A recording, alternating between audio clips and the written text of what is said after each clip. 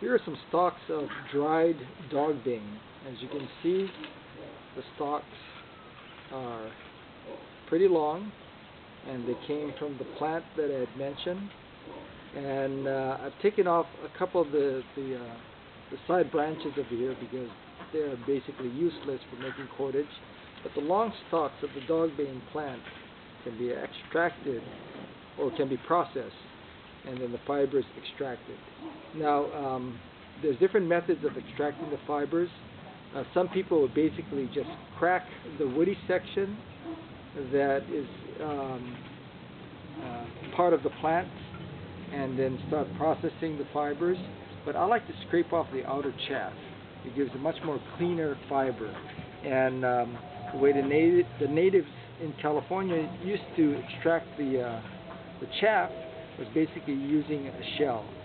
So if you use the edge of a shell, this is a mussel shell, and just gently scrape off the area of the outer skin where the chaff is, and you can see that it's whitened a little bit because I've just gotten rid of some of that chaff along here.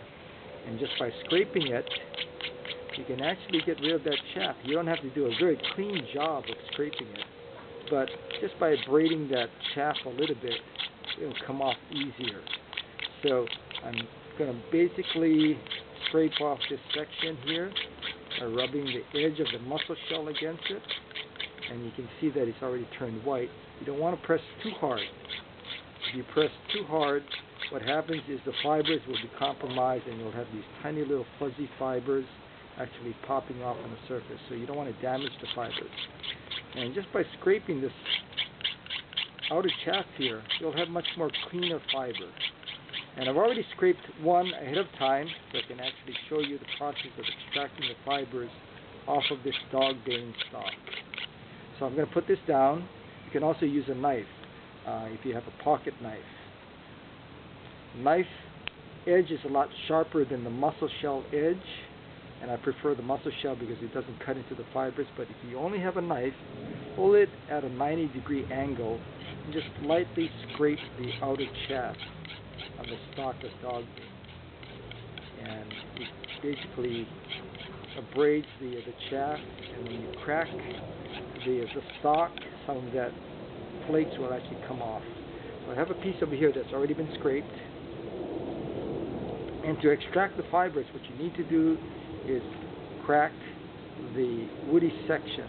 So I'm going to press down on it, and it basically breaks the woody section.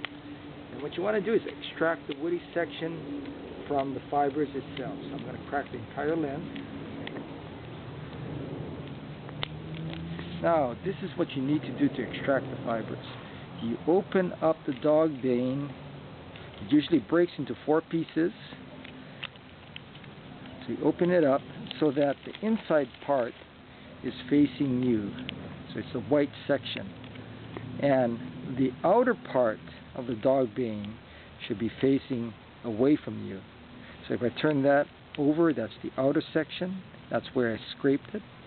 And this is the inner section of the plant. To extract the fibers, you do it in sections. Never extract the fibers in one long piece because it basically will come off the wood in small pieces. So you need to do it in sections. So what I do first is I started out, I pinch it between my forefinger and thumb with the outside facing towards me and the inside facing towards me and the outside facing away from me. So I've got this white section facing towards me, pinch it between my forefinger and thumb, and break off a section at a time. So I'm going to take my 4 fingers, push it downwards, crack it, and with my thumb grab the piece that is sticking out and pull it away from the fibers. What I've got now are these nice fibers that I will be using to make cordage. Now, to extract the rest of the fibers, you grab the whole thing between your fingers, pull it downwards and outwards so that the woody section basically slides through your forefinger and thumb. So I pull it downwards and outwards, it slides forward, push down, crack it, grab it with my thumb, extract it by pulling it away from me. And if you get really good at this, you can do this really fast. I've seen some native women just basically extract fibers at an incredible fast pace. So you want to keep all of the fibers intact. So you want to make sure that it doesn't break. So depending on how old your dog bane is, sometimes you can get some really, really long fibers. I'm going to fix this because it's been bent, and I want to turn it all facing towards me. Notice that something got bent here where that brown is facing towards me. Now I need to flatten it so that it's all facing in the same direction. I'll go a little bit faster now. Pull it downwards and outwards, crack it. And you can see the fibers are coming out in one long strip. Let me go ahead and extract the whole stalk here, and then you'll see how long the fibers are.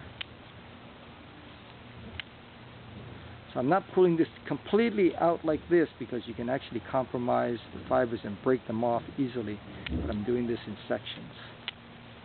It's a matter of time and patience, and when you do a good job at it, you have some really nice fibers. And the final piece, this is what you get. These long dog bane fibers. And if you extract enough of it, you'll get something like this. Now that's not cordage yet. All you did was extract fibers from the dog bane plant.